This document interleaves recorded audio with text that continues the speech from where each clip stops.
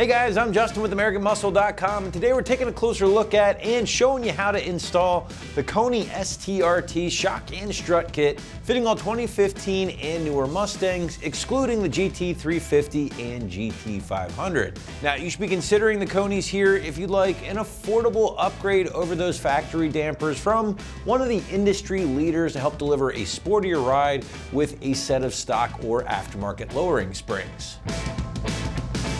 So big features here will be the big time upgrade in damper over your stock options, especially if you're considering a lowering spring. And honestly, these are going to be much better suited to handle those lowering springs compared to your tired, worn out stock dampers that are probably a little beat or a little tired after 10 or so years of abuse. Now, if you didn't know, KONI is definitely one of the OGs in the suspension game, making shocks now for almost 100 years, so they definitely know what they're doing. Now, the STR.T that we have here today is the company's entry-level offering to replace the factory dampers and are tuned to work better with those aftermarket lowering springs we just talked about that a lot of owners install on their S550 or S650. Now, that being said, you can absolutely run these dampers with your stock springs if you so choose and still experience some of the benefits such as improved control and reduced body roll. Now, finally, guys, dampers are non-adjustable here, making them a great option for the set it and forget it type of Mustang owners that don't necessarily want to mess with the shocks to get the best settings possible. Now, moving into construction, and we have a steel body shock with an internal twin tube design finished in a bright orange paint job, which is kind of the calling card of the STR.T. Now, KONI does back their STR.T lineup with their limited lifetime warranty, just in case you ever run into any issues, and that is worth mentioning here, especially when we're talking about a more budget-friendly set of dampers. Now, your price point for the STR.T setup for both the front and rears will land you right around that low $600 ballpark, which I would say places these right smack in the middle between the adjustable KONI yellows, kind of on your higher end of the pricing spectrum, and then of course you have the more budget-friendly options from companies like SR Performance or C&L, kind of rounding out the lower side of things. Now, ultimately, guys, this is just one option to consider. As always, we have a ton of options when it comes to something like this. If you just want to stick with a damper spring combo, certainly check out our options there, or if you wanted to kind of dip your toes into the coilover stuff, we have a lot of options to choose from there. So as always, definitely check out the rest of our selection here in the suspension category before making your final decision. Now, install according to the site is going to get a solid 2 out of 3 wrenches on the difficulty meter, taking you at least a couple of hours to complete from start to finish. But now, to give you a better idea of what to expect in the garage or driveway at home, let's throw it out to the shop for our detailed walkthrough and tool breakdown.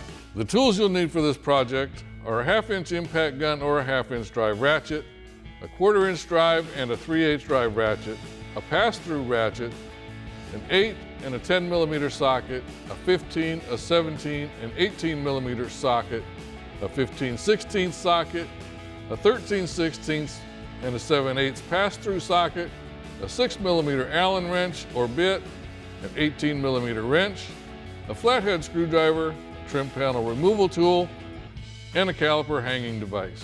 Hi everyone, today we're installing a set of shocks and struts on our Mustang, so let's get started with the uninstall of the stock pieces first. Now, before you get started, you want to make sure, of course, that you're either on a lift such as what we have, or your vehicle is properly supported on a set of jack stands.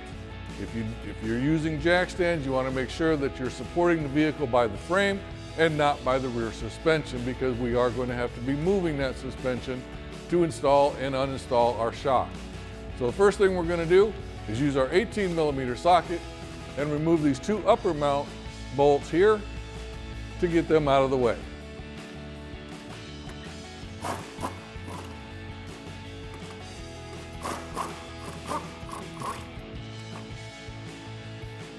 Now, you do want to make sure that your lower control arm is supported by either a pole jack if you're on a lift or by a floor jack if you're on the ground. Now, we'll go ahead and remove the 2 lower shock mount bolts using our 15 millimeter socket.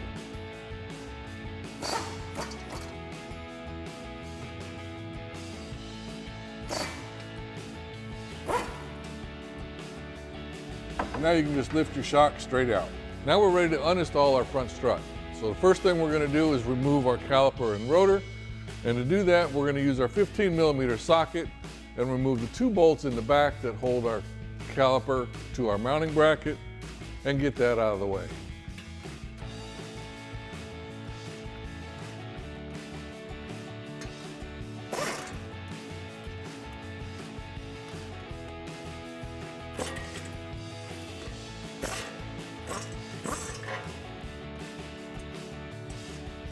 And before you pull your caliper off, you're going to want to get a hold of something like this, which is a caliper hanging tool.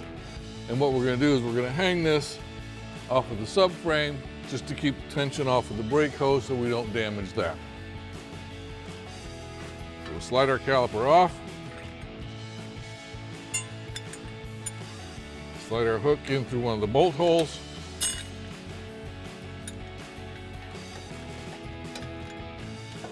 And then insert our hook on the other end through this hole in the subframe. Then we can just go ahead and slide our rotor off, get it out of the way. Next thing we're going to do is remove our ABS line from our strut here. And to do that, we're going to use our trim panel removal tool and slide it under the lip of these retainers and pop them out of the way. We've got one at the top here, and then we've got another one right behind this dust shield.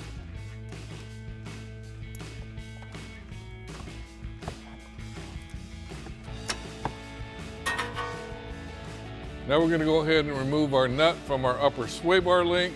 Now you may run across a situation such as is on our car, where once you start to loosen up this 18mm nut, the whole stud wants to go ahead and spin. In that case, then you're going to need an 8mm socket and a 18mm wrench to go ahead and take that off. So you use the 8mm to hold the stud still and use the 18mm to remove the nut.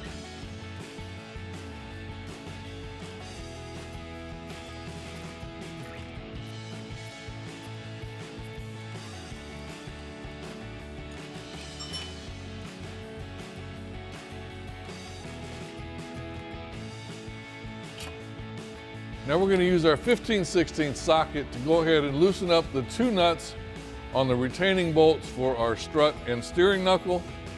So we've got one here, and we're not going to take the nuts off right now. We're just going to loosen them up and move them to the end of the bolt so that we can use our hammer to drive these bolts out.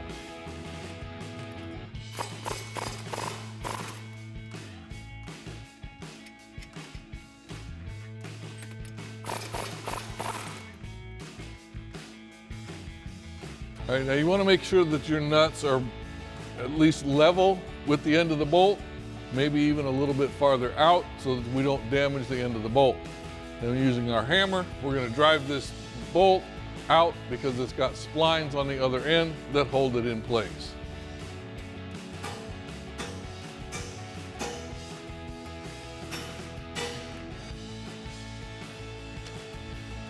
Now we go ahead and remove our nut.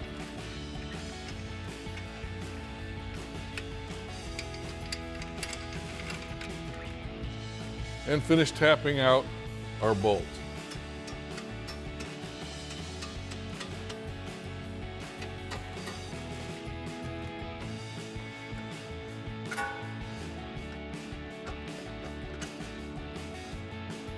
All right, now we've got 3 nuts on the top of our strut that hold it to the strut tower. So we're going to be removing those using our 15mm socket.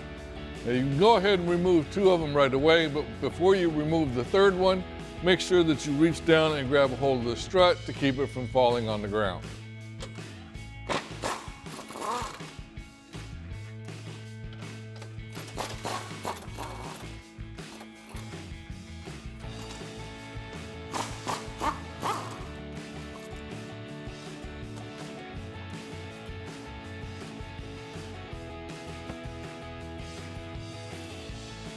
Now we are going to have to transfer over some pieces from our stock unit to our new unit, mainly the protective cap on top and the upper mounting bracket, and then our dust cover and bumper that's underneath it.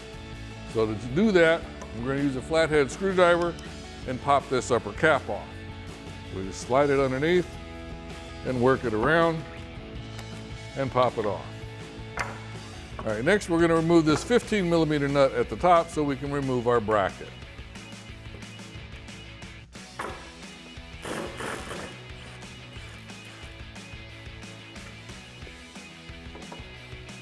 Now we go ahead and slide our rubber bumper and our dust cover off. Now we're ready to take the stuff that we removed from our stock shock and put it onto our new shock. First thing we're going to do is slide over this plastic spacer, then our dust boot with our rubber bumper inside.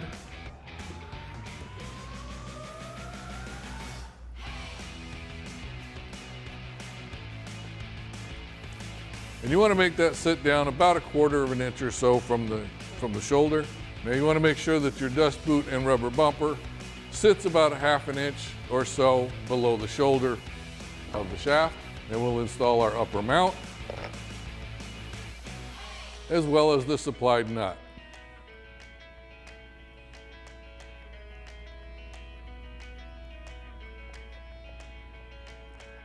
And now we'll tighten that nut down with our 17mm socket.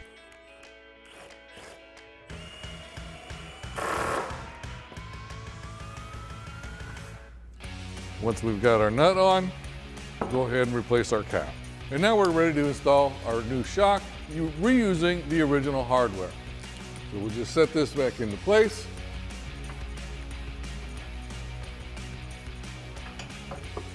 Now we'll put our 15mm bolts into the bottom.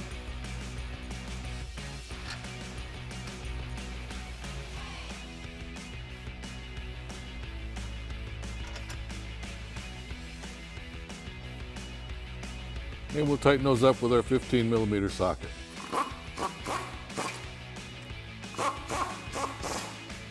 Now we'll install our 2 upper bolts.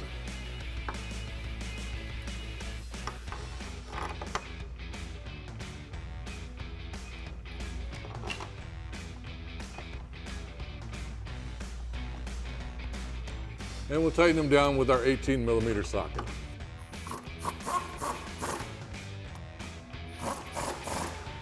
And now you can repeat that whole uninstall and install process for the other side. Now this next step is going to require the use of a spring compressor. So if you don't have a spring compressor, you may want to rethink doing this job or take it to a local machine shop that has a spring compressor. We are going to be reusing some of the pieces off of our OEM strut, such as the top hat, the top isolator, the dust boot, and the lower isolator. So we're going to take this over to our spring compressor, compress the spring, remove the top nut that retains the top hat to the strut, and for that we're going to need a specialty tool such as a pass-through socket and a 10mm socket.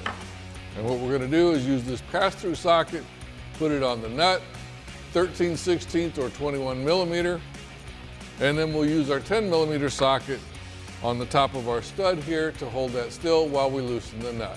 So let's go get this taken care of. All right, as you can see, we've already got our strut set up in our spring compressor. So we're going to go ahead and use our 13/16 socket and a 10mm socket to go ahead and remove this upper nut so that we can drop the strut out of the spring.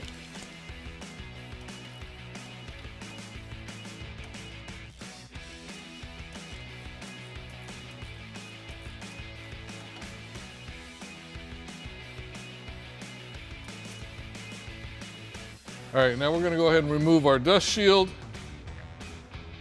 our bump stop, and our bottom isolator here. Now the isolator is just held on by a couple of rubber nubs, so we just push those through as we're pulling it. And then we can transfer all of this to the new strut.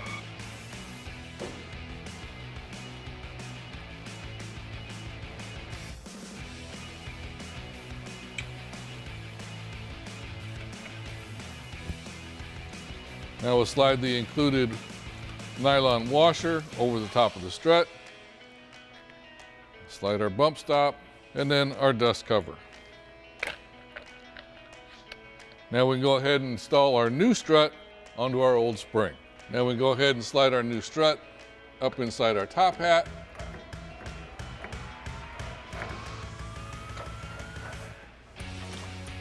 Making sure, of course, that the end of our coil spring lines up with the stop on the isolator, and then install the supplied washer.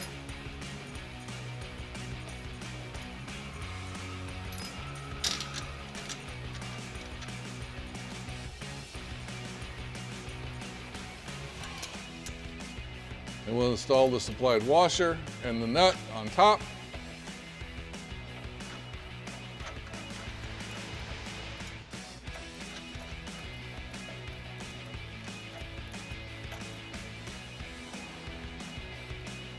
All right, now to tighten this up, we're going to be using a 7/8 socket on our pass-through ratchet and a 6mm Allen wrench.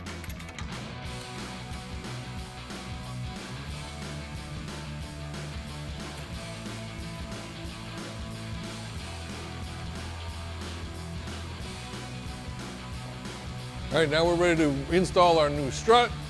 So we're going to set this up in place in this strut tower. Make sure that our studs line up with the holes in the strut tower, and then loosely attach the nuts to hold it in place.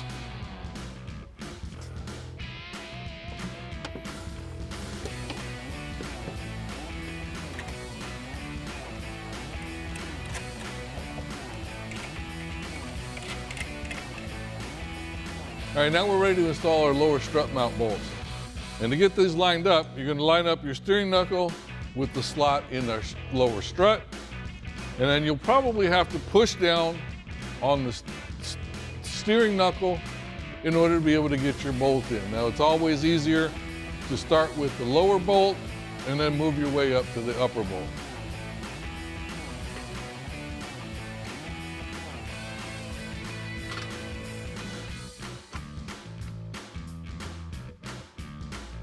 Now go ahead and attach our nuts.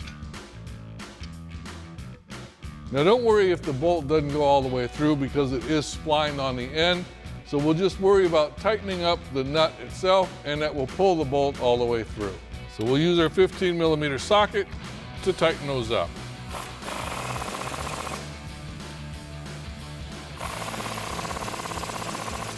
Now we'll go ahead and tighten up our 3 nuts at the top of our strut using our 15mm socket.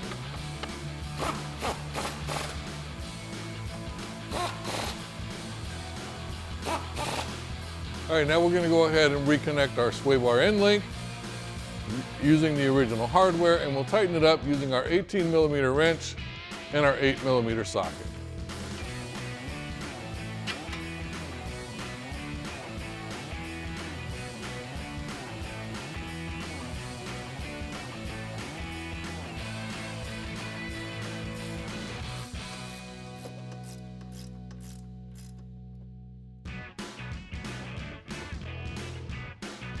And now we can go ahead and install our rotor and our brake caliper and secure it using the original hardware.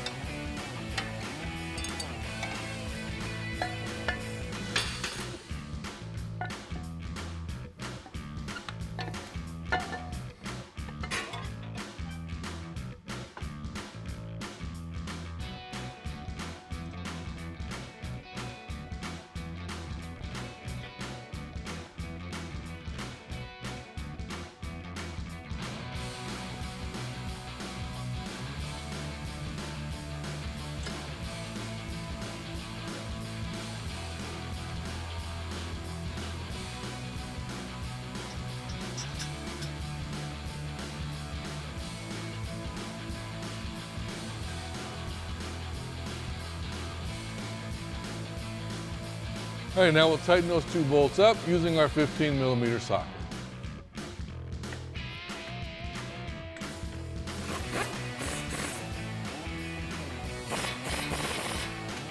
And now we can go ahead and reattach our ABS line to the new strut. Push those into the provided slots. And now you can repeat this whole process for the other side. Remember, when you're finished, torque everything down to manufacturer recommended specs, and always, anytime you do any kind of suspension work, make sure you take it in and get an alignment done. And that wraps up our review and install of the KONI STR.T shock and strut kit for your 15 and newer Mustang, excluding GT350 and GT500. Thanks for watching, and remember, for all things Mustang, keep it right here at AmericanMuscle.com.